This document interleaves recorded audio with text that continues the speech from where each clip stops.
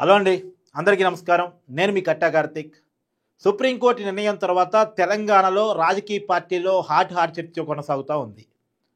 Supreme court Telangana స్పీకర్కి 3 నెలల్లోపు party ఫిరాయించినటువంటి 10 మంది ఎమ్మెల్యేల మీద ఉన్నటువంటి అనర్హత వేటు ఏదైతే ఉందో దాని మీద డెసిషన్ తీసుకోవాలి అంటే 3 నెలలు అంటే అక్టోబర్ ఎండింగ్ లోపు డెసిషన్ తీసుకోవాలని సూచన చేయడం వల్ల ఇప్పుడు తెలంగాణ రాజకీయ పార్టీలన్నీ స్పీకర్ గారు ఏ నిర్ణయం తీసుకుంటారు అన్న దాని మీద సమాలోచన జరుపుతూ ఉన్నాయి.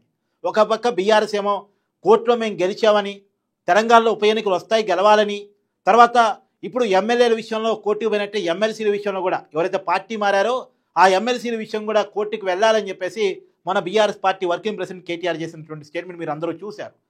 కాంగ్రెస్ పార్టీ నాయకులు కూడా ఇప్పుడు మనం ఏం చేయగలం, పార్టీ మారిన ఎమ్మెల్యేలని మనం ఎలా రక్షించుకోగలం, ఉప ఎన్నికలు వెళ్లకుండా ఎలా కాపాడుకోగలం అనే దాని మీద సమాలోచన జరుపుతూ ఉన్నారు. ఇప్పుడు ముఖ్యమంత్రి గారు, మంత్రులు, కాంగ్రెస్ పార్టీ కీలకమైన నాయకులు వాళ్ళందరూ కూడా సమాలోచన జరుపుతూ ఉన్నారు. ఒకవేళ స్పీకర్ గారు అనర్హత వేటు వేస్తే ఉప ఎన్నికలు వస్తే ఉప ఎన్నికలను ఎలా ఎదుర్కోవాలనే దాని మీద కూడా కాంగ్రెస్ నాయకులు తలలు పట్టుకుంటా ఉన్నారు. తర్వాత బీజేపీ మాత్రం వెయిట్ అండ్ సీ మోడ్లో ఉంది. అంటే ఏం జరిగిద్దో చూద్దాం అనేటువంటి ఆలోచనతోటి బీజేపీ ఉంది. అయితే ఇక్కడ కీలకంగా మాట్లాడుకోవాల్సింది 10 మంది ఎమ్మెల్యేలు. అంటే ఈ 10 మంది ఎమ్మెల్యేలు ఏమనుకుంటున్నారు, ఈ 10 మంది ఎమ్మెల్యేలు మన కీలకంగా మాట్లాడుకున్నారట, కీలకమైన సీక్రెట్ భేటీ నిర్వహించారట. వీళ్ళు కాంగ్రెస్ పార్టీ మీద, ప్రభుత్వం మీద, ముఖ్యమంత్రి రేవంత్ రెడ్డి గారి మీద చాలా గరంగరంగా ఉన్నారట. కారణం ఏంటంటే వీళ్ళని చేర్చుకునే సమయంలో వీళ్ళ ఇళ్ళకి కూడా రేవంత్ రెడ్డి గారు వెళ్ళారు. అందరి ఇళ్ళకి కాకపోయినా చాలా మంది ఇళ్ళకి రేవంత్ రెడ్డి గారు వెళ్ళారు. ఇప్పుడు ఉదాహరణకి బాన్సువాడ పోచారం శ్రీనివాసరెడ్డి ఇంటికి రేవంత్ రెడ్డి గారు వెళ్ళికి వరకు కండువా వచ్చారు. ఆ రోజుల్లో కాంగ్రెస్ పార్టీ పెద్దలు, ముఖ్యమంత్రి రేవంత్ రెడ్డి గారు చెప్పిన మాట ఏంటంటే బీఆర్ఎస్ పార్టీ నుంచి దాదాపు 30 మందికి పైగా ఎమ్మెల్యేలు మనతో టచ్లో ఉన్నారు. బీఆర్ఎస్ శాసనసభ పక్షం మొత్తం కూడా కాంగ్రెస్ పార్టీలో విలీనం కాబోతా ఉంది. ముందు మీరు చేరారంటే మీరే ప్రయారిటీ ఉంటారు మాకు అని చెప్పారు. ఆ మాటలు నమ్మారు. ఆ మాటను నమ్మి రేవంత్ రెడ్డి గారి సూచన మేరకు కాంగ్రెస్ కండువా కప్పుకున్నారు. ఏదో ముందు వస్తే మనకే ప్రయారిటీ ఉంటుందని. కానీ చేరిన తర్వాత కాంగ్రెస్ పార్టీలో సరైన ప్రయారిటీ వీళ్ళకి దొరకలేదు. ఎందుకంటే కాంగ్రెస్ పార్టీ అంటే వర్గాలు, కుమ్ములాట్లు ఇవన్నీ ఒక కామన్ కల్చర్ కాంగ్రెస్లో ఉంటుంది. అక్కడ ఆల్రెడీ ఉన్న కాంగ్రెస్ నాయకులకి వీళ్ళకి మధ్య చిన్నపాటి గ్యాప్ చాలా చోట్ల, అన్ని చోట్ల కాకపోవచ్చు కానీ చాలా చోట్ల. ఏం చేయాలో అర్థం కాని పరిస్థితి. సరే అయినా సరే అడ్జస్ట్ అవుతూ గవర్నమెంట్లో ఉంటే ఆ పనో ఈ పనో అవుద్దులే అని చెప్పేసి ఈ 10 మంది ఎమ్మెల్యేలు అటు ఇటుగా ఉన్నారు. ఈ 10 మంది ఎమ్మెల్యేలు లాభపడిన వాళ్ళు కూడా ఉన్నారు. ఇప్పుడు శ్రీలింగంపల్లి గాంధీ ఉన్నారు, అరకిపూడి గాంధీ ఎమ్మెల్యే. ఆయన పిఏసీ చైర్మన్ అయ్యారు. నిజానికి పిఏసీ చైర్మన్ అపోజిషన్ పార్టీకి వస్తుంది, అంటే బీఆర్ఎస్ పార్టీకి వస్తుంది. కానీ అరకిపూడి గాంధీకి ఇచ్చింది ప్రభుత్వం. స్పీకర్ గారు ఆయన అరకిపూడి గాంధీని అడిగితేనే పార్టీ మారానా, ఎవరు చెప్పారు పార్టీ మారానని, నేను కప్పుకున్నది దేవుడి కండువా కాంగ్రెస్ కండువా కాదు అని ఆయన చెప్తారు. అని టెక్నికల్గా తప్పించుకునే ప్రయత్నం.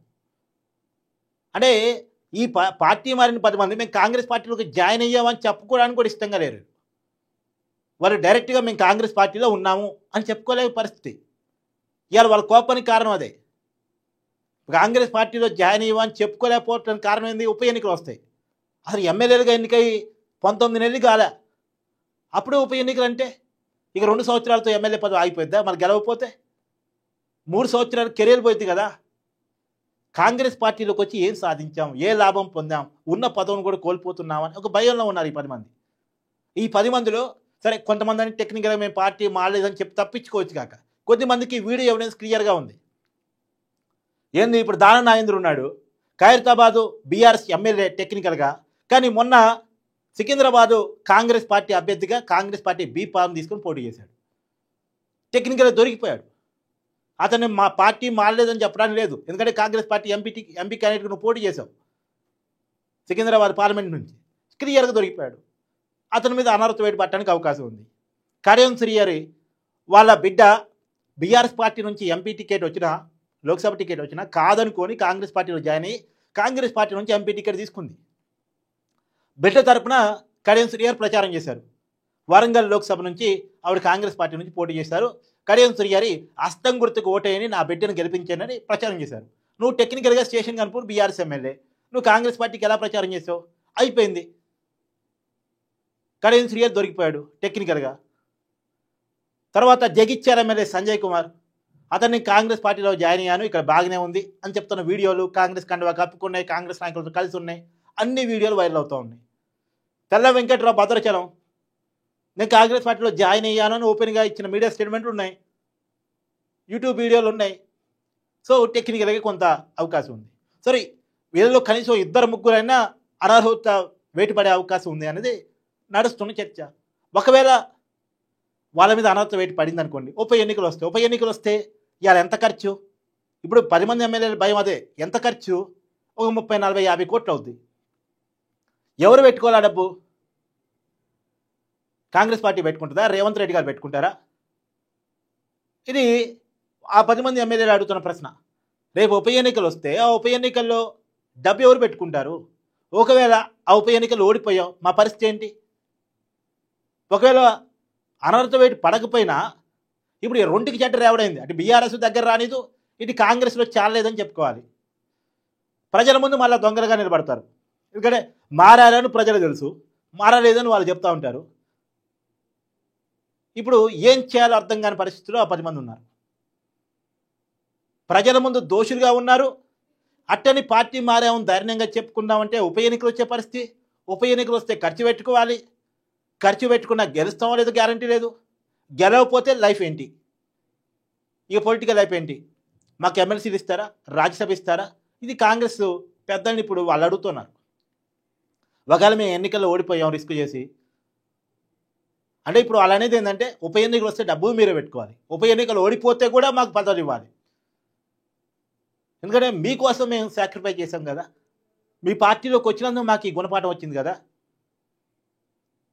ఇంకోటి కూడా, వీళ్ళు పార్టీ మారేటప్పుడు రాజీనామా చేస్తే వచ్చే హైక్ వేరు, కానీ స్పీకర్ డెసిషన్ వల్ల అనర్హత వేటు పడితే వచ్చేటువంటి పరిస్థితి వేరు.